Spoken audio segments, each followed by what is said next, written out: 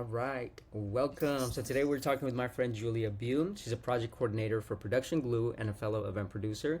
Julia and I worked a small BTS gig a while back, so that's where we met in Vegas. Production Glue is an award-winning agency who became part of the Take Group, right, in 2016. And their whole thing is they transform brand experiences into out-of-this-world immersive activations. They've won Best of Awards, a couple of Clios, Emmys, and a bunch of other accolades, all thanks to talent like Julia here. So thank you so much for jumping on the podcast, Julia. Awesome. Thanks for having me. It's good to see your face again. Likewise. It's been a while, but yeah, I work for Production Glue, and thank you for all of the mentioning of all the accolades. We do work hard, and it's nice to be recognized for that. So thank you. I like you said, I'm a project coordinator. So that means it means something different on every project I'm on, but it's Yeah. generally the same set of responsibilities. But I got into this industry largely because of my parents, who both started off in the performing arts, and then from there made their way into corporate industrials, which industrials isn't really a term we use anymore, but it's sort of like a lot of corporations would do musicals for their large company meetings. So Okay. that's how they got into from like doing musicals on Broadway and like within ballet and everything. And that transitioned into corporate events. And that's what they were doing when I was growing up. Wow. So I got to learn a lot about events and corporate through just watching them. And then once I reached a certain age, working with them. And then I went to college, and when I was there, I wanted to dive deeper into the artistic side of me, so I spent a lot of time. I did ballet my whole life, but studied it through college too, and also after classes, spent a lot of time doing theater and performing arts work. Okay. And then I graduated, and that's when I met Production Glue, and I think I work for them now largely because of my experience in theater and performing arts, which again I got through my parents, I got through college, I got through my grandparents. Like it's basically a family business now, That's and crazy. uh, yeah, it's nice to be able to like talk to my family about my job, and they totally understand where I'm Right. coming from.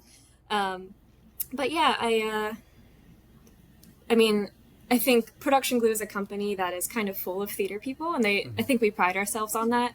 I think theater people, we there's a different attention to different details that comes Hmm. from working in theater and performing arts, and also the artistry. Like there's a different approach to things when like lighting designers are going to approach something different than I don't know, a costume designer. Like all of us come from different areas, and stage managers and technical producers, and we all bring our own unique skills from working in artistic situations. Right. So we have all these creative approaches to different situations that you might not get if you're not working with someone who's worked in the arts like that before. So I think Yeah. I think that's helped me a lot. One, begin working with Production Glue, and I think that's something that helps us stand out too in our projects. It's just you deliver a different product in the end, and a different relationship when you have that sort of attention to different detail, I think. Oh, for So sure. I that's had how I no got into it. idea. I love that. I don't know. I didn't know it was like that deep in like it's in your blood essentially. Like It is, events yeah. are a thing that like a lot of us, it's hard to explain to our family what we do, right? Anybody who's not Yeah. in it's like, what exactly do you do? And you actually come from And they that think like, legacy. That's fascinating. yeah, a lot of people think like when you say live events, they're like, oh, you do weddings and like dinners, and it's like, no, Right. there's so much more than that. There's like brand activations like you and I did, and then Yeah. there's like music festivals and TV broadcasts, and it's all over the place. So yeah, it's nice to be able to relate. Yeah, and even like just the value that you mentioned, that is like one of the underlying but very important things in our work. I mean, in any work at a high level of execution is that attention to detail. And so coming, I guess, from that side of artistic folks, and I didn't know Production Glue kind of had most people or a lot of people, as you mentioned, in that background, which makes sense. A lot of, agencies and production firms do, but it now like now that you mention it and just seeing kind of like the level of not just almost like theatrics in the most positive sense of execution requires that attention to detail. So what I guess in the beginning was your sign, like did you know, or even if you knew, like, hey, we work with a lot of theater folks or a lot of folks who were like in the performing arts, what kind of like do you remember an event that showed you like, okay, like even if you knew or didn't know, this stabilized, this established that, okay, these are folks who see these details and this is how I'm going to kind of perform. Yeah, I think it was probably my first job that I did with Production Glue. I was on the lower end of hierarchy of responsibilities, you'd say. I was a runner, and I got hired in the middle of the pandemic. I had graduated college, I was looking for a job, and I moved back home to Orlando to be with my parents. And the NBA had come to Orlando at that time to work in the NBA bubble at the Disney Wild World of Sport, That's right. Wide World of Sports. It's hard to I've say. heard it. Um, and I happened to live in Orlando, and I knew the area super well. Both my parents had worked for Disney, so it's just like I knew the area. So I got hired on as a runner, and just I worked very closely with the multiple technical directors who were working at the different venues on that project. And all three of the technical directors had backgrounds in theater. So, like, we all used the same vocabulary when we were speaking to each other about, like, what needs to get done, how it needs to get done. And I think we were all on the same playing field as far as, like, knowing what the order of importance are for things that need to get done. And I also felt comfortable asking questions, and I also felt like I didn't need to ask all questions. Like, I've worked in some cases where it's like, I don't know what needs to get done. There's no like level of importance here. It just feels like everything's important all the time. Right. But the people that I work with there, like, made it very clear that this is what has to get done when, this is what takes priority, or this is where things take priority. And it was just like, it just felt easy. It just flowed. And I think a lot of that's because, like, we just immediately felt comfortable with each other. You spoke At the least same language. I immediately felt comfortable with the people I was working with. I was very nervous on my first day going in, and they just made me feel comfortable. And a lot of that's because of the people who they are. Like, they talked to me, they wanted to know about me, they wanted to know why I was there. And I think not everyone's like that, but I think, when you work in an arts industry or performing arts, it's such a people focused area. So I think everyone that I work with at Production Glue is like that. Like, we all care about each other. We all ask about each other, and we know how we're doing, and we all know how we got to where we are. And I think that helps too, to build a That's team. huge. Yeah. No, that's big. And even something that we were mentioning before we started recording, like that part at any level, like we all start in the runner position maybe, or within the brand ambassador, the event role. Like, it's one of those you have to cut your teeth, prove yourself roles, and it's valuable because of that. But even, to kind of mention some of the projects or just the industry in general, like pre-COVID, post-COVID, there was definitely a change for the better in a lot of ways of, again, women in the workplace, women in events, like the culture of that.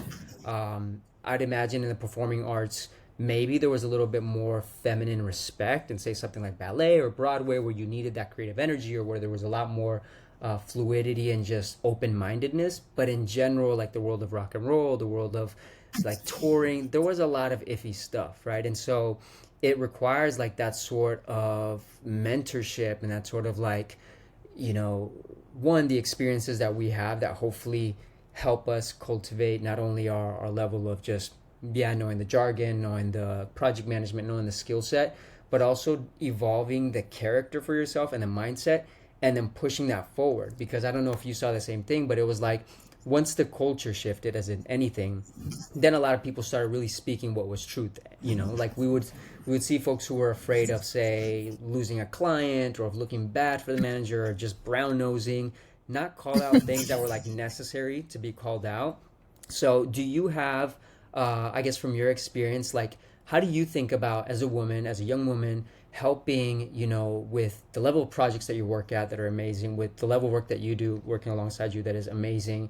Obviously, a lot thanks to your background, just the passion that you bring to that. But how do you make sure that you nurture and kind of either reach back or kind of pass on that legacy of just appropriate and healthy cultural, both from, just integrity and being a good human and just what is right, but also of helping, the industry itself and then just next generation be better at their craft? Yeah, that's a great question, and it's a difficult one too, especially like I, in the rock and roll industry. Like, I do a lot of different events at Production Glue, and I do a lot of events in music festivals. But again, going back to the people that I work with, they've made it. They don't make me feel like I'm the odd one out. I work with a lot of the teams that I work with are like largely women working in this space, and I work with a lot of really strong female clients. And I think it's really important to uplift those people and like give recognition to the people who are in power. Um, and I still don't see that all the time. I do think it's sometimes easier to praise a man than it is to praise a woman. You see that a lot. You see you see that praise happen more often, even if Why is there's two that? people. I think it's a level of comfortability that people have just gotten used to. Like it's like an implicit bias. They just you could be doing the exact same thing, but someone just like is more surprised that, or just is more attuned to seeing a man do it, and they're just primed to praise them for doing it, and they're not used to seeing women do it in the same way. So I feel like a lot of work that women do just goes under the radar if we're doing the same thing. Um, Interesting. I don't feel that within the team structures that I've been working in. I think everyone is pretty equally, respected and given praise. But I've definitely seen it on other projects that I've worked on, and in different environments with different groups. And I've seen it happen to people who I'm not working with, and it's like, man, I just saw this woman like give an incredible explanation and like detailed schedule of what we're going through for the day, and like sometimes it feels like either no one's listening or someone else has to say it for her in order for it to get heard. And that can be pretty frustrating when you witness it. And it's not just like in music festivals. It's in broadcast. It's in like corporate events. It's in weddings. Like it happens all the time, no matter who you're working with. And I think going back to what you said, like how do we like foster these environments of like making it easier for women or even the LGBTQ plus community, is just like being human. Like talk to your people, Yeah. and like get to know them. I think someone I've worked with often, um, she's someone who really inspires me and is a leader that I've enjoyed working with a lot. She tries to start every day by checking in with people, not Okay. about like checking in what their tasks are at the beginning of the day, but we're on site. It's like, let's do like a check in. Like, how are people doing today?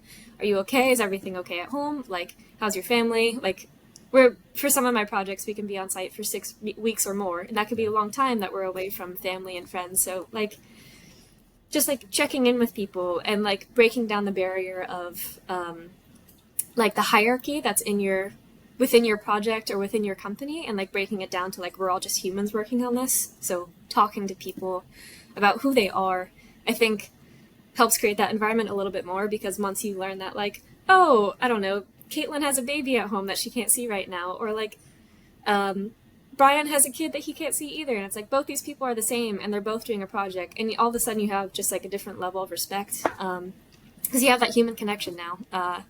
But it's difficult, like I did some bystander intervention training at the beginning of this year, Hmm. but it was events focused. It was event Right. specific, and we dived into a lot of topics of like white people stealing ideas from people of color in a meeting, and then we talked a lot about like women being in uncomfortable situations and who speaks up for them, and like how do you report that, and who do you report it to, and should you report it, like all of these different things. And there's so much nuance to it. There's no like Right. solid answer for Right.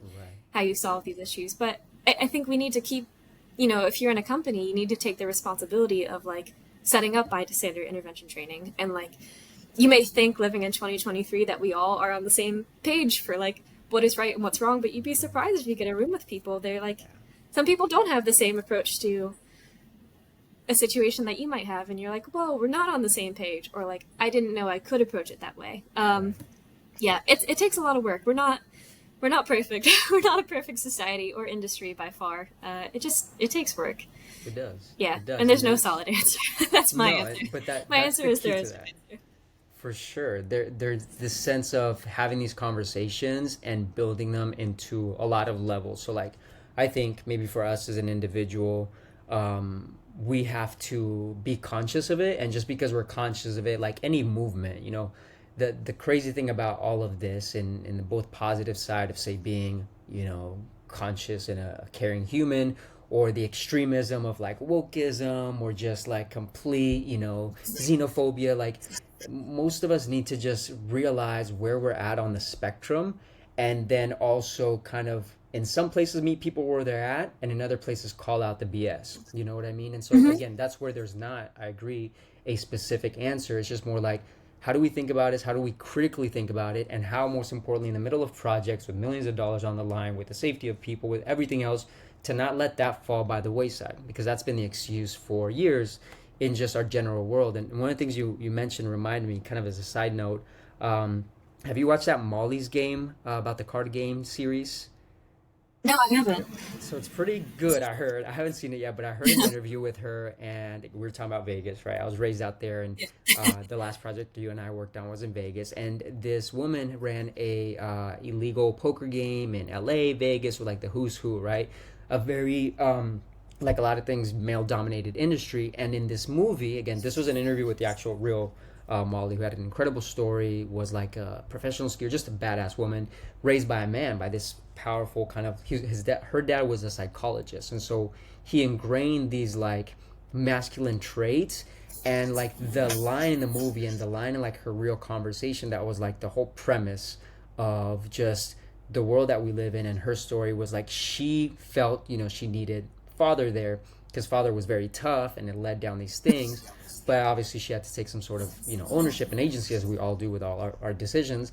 And the father's rationale was like, well, I knew to be a woman in this world you had to be tough, so I had to make you kind of like tough for the sake of like your potential and all that. And again, like being on both sides of it, like I was raised by women, worked same thing along with many women clients. You would think it's a largely women ran culture, but it still carries a lot of the toxicity of just imbalances, right, in any direction. And so, yeah, I think just, from my understanding of it, if I've had situations where either somebody, male or female, has overcorrected, like a woman who's been treated for so long, so they need to act overly masculine, to the detriment, or to even kind of side with toxicity, or a man who's just being extreme, not logically thinking, but just a little too much on the overcorrecting of that side of things that aren't really the point, but they're just more like virtue signals, you know what I mean? Or brands that do that, or companies that do that. And so again, it's It having can the feel, conversations of just making it authentic, right?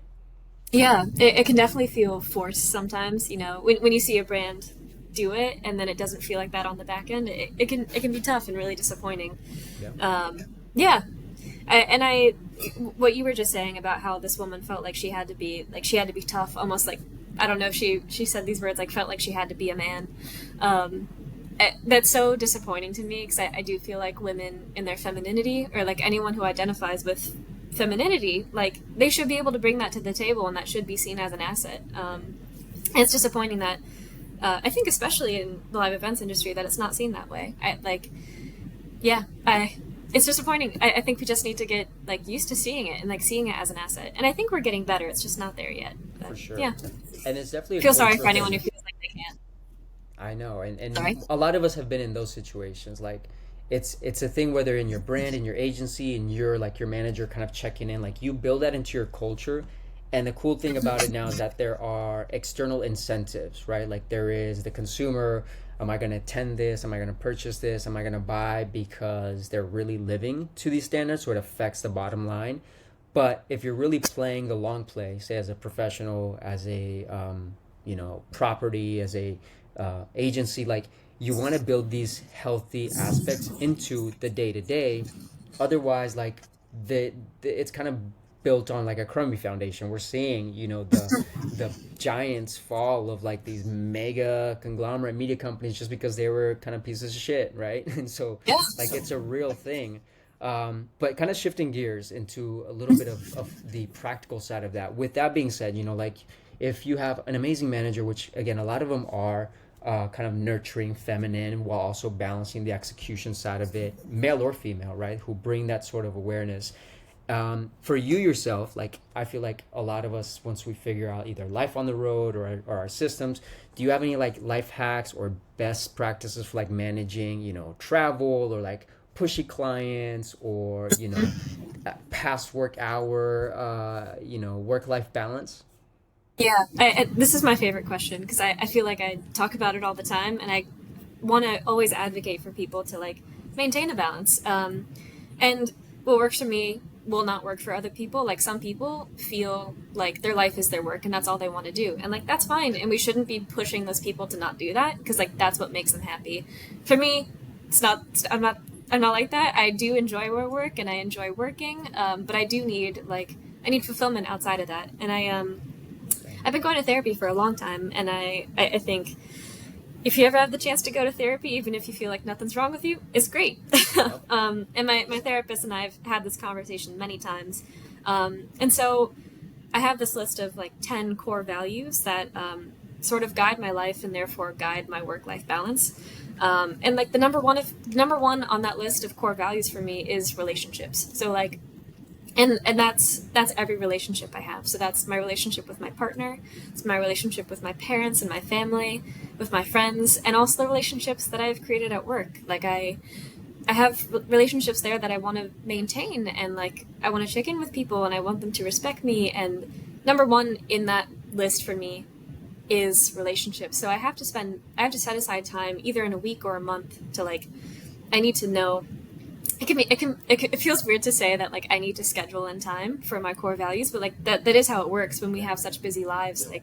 You have to make the time, and for me that means literally scheduling it. So I need to know that I am taking all of the weekends off this month. I'm not going to be working this weekend. If you contact me, you won't get a hold of me. I'm spending time with my friends and my partner. I'm going to go see my family like I did last weekend. And during the work week, I'm making sure that I'm setting aside time to talk to the people that I work with. I work from home, so that can be a little difficult. I'm not going into the office every day and I'm standing by the water cooler and talking. But I make it a point to text someone I work with, or if we're on Zoom for the first 5 minutes, I'm checking in with how they're doing as a person, and that fulfills me. And when you are reaching your core values, it can feel restful.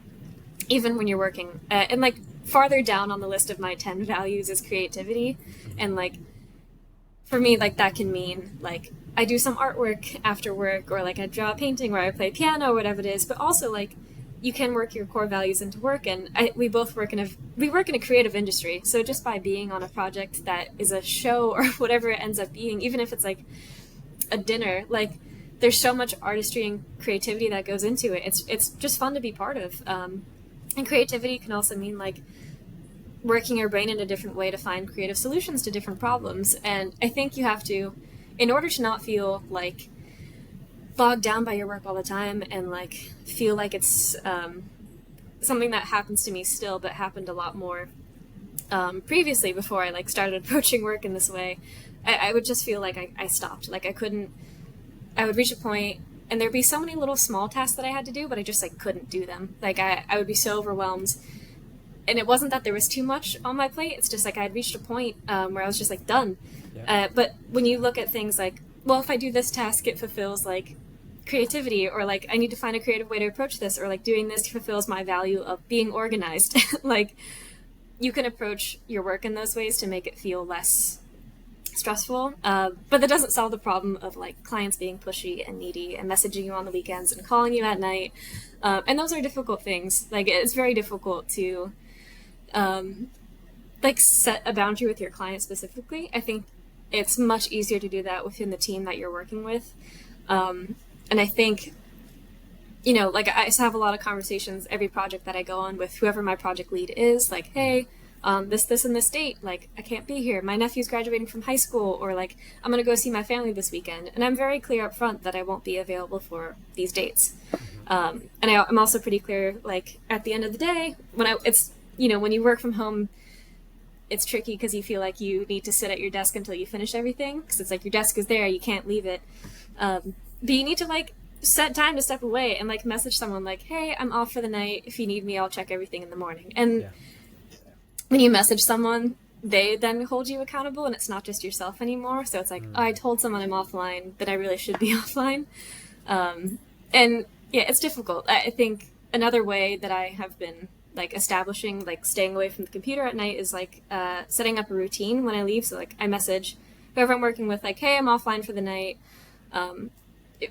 You can still send me emails, but I won't look at them till tomorrow. But then I do my routine, and that might be taking a walk around my neighborhood, or it might just be starting dinner, whatever it is. I have a set routine that gets me away from the desk and stays away. Because once you break that boundary of going back to answer that email that just came through, it you get stressed out, whether or not you realize it. You're building up all of this stress.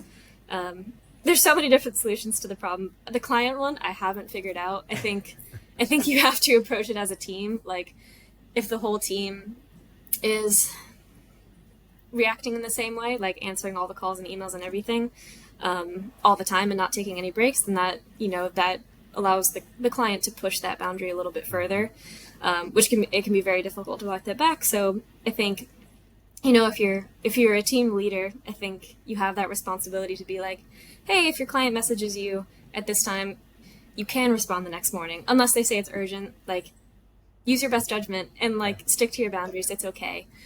And the project lead does have a responsibility of like also determining whether or not they should or should not. There's definitely stuff where it's like, I have to respond to this. Right. I have to get it done. Right. That's just the nature of the work that we live in. Right. And I think also scheduling, when you get closer to an event date, there's little you can do with that schedule stuff. Like, I know when I'm 2 weeks out from a music festival, I'm probably going to be working those 2 weekends prior to load-in. Like, there's just nothing about, like, I know things are going to change, things are going to get crazy, and you just have to know and be prepared for that. And yeah, the client one's a difficult thing. I don't know. I mean, it's one of those. There's only so much you can do. Yeah, at the core though, the idea, if I'm hearing you correctly, is, and I'm the same. Like, I think therapy is something that we could all benefit from. But if us as an individual, which is the only thing that we can control, and then our businesses, which if we're freelancing or if we work for an organization, there is whatever role you're in, and if you are a leader, to have that boundary, you as the individual have to set those boundaries. Boundaries are really for you to some extent, right? And so if you're the one leading people, part of your task is directing and protecting them, right? And there is, again, the nuance of it. But if you, or again, the culture, as we mentioned earlier, of your organization has that either metacognitive approach of like with your therapy, with your journaling, or just the culture of talking these things through, that's where you could be, I think, more effective in how to handle a lot of these things. And because of, as you mentioned, the nature of work that we do, intention behind all of this is important. So like, same, I know folks who love to work, that's their thing, that's fine, as long as whatever their idea of full engagement and vitality looks like is being respected, then I think that's healthy. Because when we do that, whatever we're into, if we need our connection, our creativity, we eventually want to be vital, right? We may be tired, we may be exhausted, we may break our foot and knee. Like, I think you had a cast on when I met you. I did. And so I did. Like, we still are humans who need to operate and figure out through all of this, how are we, in the grand scheme of things, still producing some sort of joyful life? Because if we're producing events, if we're producing experiences, that begins with us, right? And 2, 3, 4, 5 people, 100 people on a team, 1,000-person agency, like, as many of those of us who are taking care of ourselves and being as intentional about the work as our re-engagement time, that's key. And like that hack, like, same, I work from home, and oftentimes like I'm at a WeWork and kind of get out into some sort of social but work environment. For that reason, I love work. I like to do a lot of work. But that importance of like separating, okay, here's my morning, I have my routine, try not to look at my phone until after an hour after I've done like my most creative work, or try not to drink coffee until like, 90 minutes after I wake up, and try to stick to 1 cup. Like these little things for like the body, then the mind, like, okay, I'm going into work, this is my routine to then like in work mode. Phone is on do not disturb, again, unless it's a client emergency. They have their notifications for like the call can come through, the email can come through, my team. Everybody who's kind of in that process knows the guardrails to introduce work. And then same at the end of the day, like you said, if it's the meal prep, if it's the drive home from the office, if it's the, this is the office room, I close my office door and that's it. And again, there's not a hard set rule for it, but it's being intentional because of work that we've done with professionals like therapists, with our spiritual systems, with our health and like psychological well-being. Those systems need to be in place because we all live by systems, right? Just like our projects. A project needs to begin and is executed through a system, through a process. We ourselves are a multitude of little systems. And the more that we can be intentional, by the time we're 40, 50, 60, and we're producing amazing experiences, that's only going to be sustainable. And the culture that we reflect is only going to be possible with an intentional system, right? Yeah, I like that, relating everything to it, because it is a system. Like, our body is a system. We can't function without those systems, I think. Yeah, that's great. And vital, yeah. Vital's a a key word there too. Thanks for saying that. No, thank you. So tell me, what excites you the most about projects now, and does maybe any of like the theater or cultural studies like bring, like I know again, you being overseas, does that excite you? Obviously, we travel a lot. Are there aspects of it that you're like, I'm burned out, I'm done with that, that's kind of, I'm jaded to it? Or are there things that still keep kind of lighting you up, or what new things do light you up within the projects you work on? Yeah, I don't think I'm jaded. Maybe it's just because I'm young, but I still get excited about every project I worked on. And I think the thing that I'm most excited for every time is the final product. Like, I am so excited, whether it's theater, like I still do theater sometimes, whether it's like seeing the show on stage, or like seeing the broadcast at the end of the day, or like if it's a private speech, like seeing that speech come in with the lighting and the set and everything, like seeing it all at the end. We work in such a special industry where like we can see our final product. Like other people can't do that. Other people just like work and work and work. And they don't see what they've been working towards.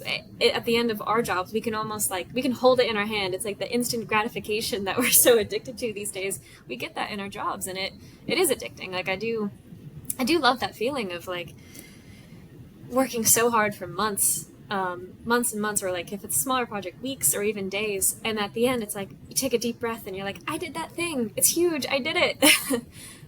That's my favorite part always, even if it's something that I'm like not particularly like drawn to as a person. Like I don't know. I did a project in Colorado for South Park, and I'm not someone who, I like South Park, but I'm not like, it's not my favorite show in the world. I would have loved But I that. still got to see. I got to see, this the 25th anniversary concert at the end, and that was really cool. Like I got to see this thing that I made up there. Yeah. Yeah, it like even if you're not interested in it, it's so cool just to see something that you were part of, like in front of you physically and being presented to other people. Like whether it's public or private, other people are seeing what you did, and that's so cool. Even if it wasn't their favorite thing, and you get the feedback at the end that the audience or the event people didn't like it, it's still like, okay, like they still saw what I did, and now I can improve that for the next time. And like I have all this feedback now that I maybe wouldn't have gotten if it was just my teammates who saw it. Like it's completely different. Yeah, it's always going to be for me the final product is the most exciting. No, that's Yeah. major.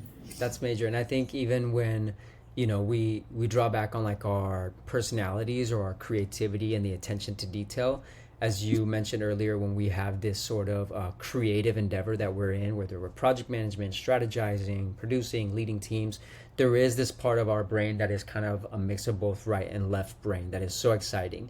And yeah, like most Yeah. people aren't as blessed as we are to kind of like see the end result.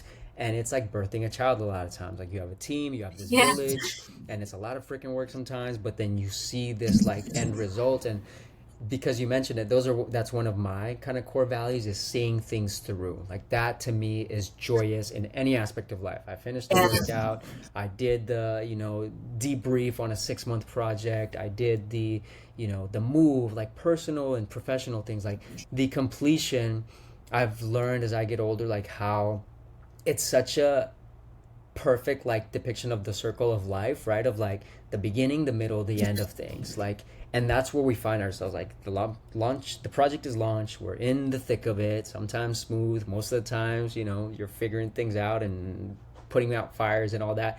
And that is, again, to your point, I don't think it's always instant gratification, but that's part of like that formula. The addiction formula for any app, for any substances, how quickly can we diminish, create this friction? Like if I'm on Instagram and Instagram's like not working and I need to see this, like that builds up this anxiety and there's no work done Right. there. But if it's like, okay, we're in this project or doing something that is more productive than say, surfing the web aimlessly or whatever your vice is, and you have a actual like term of friction, and you are kind of in sort of desperation and tension, that's the creative process. The tension between I got to do this and there is a reward, maybe, usually, instead of let me just get this quick high by swiping right, by clicking this, by doing that. It's an actual thing that takes, again, a sort of more holistic reflection, and it takes work, and it takes commitment, like ballet, like a workout, like creating good art. And again, I love that aspect of it because it's part of like, I think, a good anchor. Like even when I'm on the road, I don't know if you find this, but like there is that side of, you have these amazing foods and temptation, the drinks, obviously the lights, the sensory overload. And to me, it's been such Yeah. a great reminder of when I come home to just like find stillness, find this sort of structure within the madness. And that is the order and chaos that is, I think, life, right? And that is definitely the events industry, no? Yeah. I I love going on the road, like you said, like it's so fun, like going out and finding a new place and like a new drink, or like staying at a hotel that has a cool vibe, like hanging out with the team after. There's so much fun about being on the road. And at the same time, like I love coming home. Like I love coming home and seeing my space and seeing everything that relaxes me. And like seeing my plants, like seeing my clothes that I didn't bring with me. Like, Yep. yeah, it's an exciting job that we have. And I think, mindfulness is also something that helps me a lot. And yeah, being grateful for everything that I go through. There's some really tough days. Like I've had days where I've been on site and something's gone wrong, and like I am awake those 24 hours getting it done. Plus, and like it sounds awful to say that like I had to do that or it had to get done, but it's just like, we work in a tough industry, and I think every moment that we can take to like acknowledge where we are and what we're doing, and being thankful, and also acknowledging like when things are not right, and just being aware of everything that's happening around us is incredibly important. I never, I hope I don't see myself getting jaded, being mindful and like being grateful for the entire process and the products that it creates. And yeah, I don't see that happening. But I I think, coming out of the pandemic, we've also had this awakening, like you were talking about at the beginning, this awakening of like treating women different and treating people in the LGBTQ plus community different, and like people of color different. And like we're looking at power structures and how people like take time to work. We're looking at all these things different. And I think our industry is still changing.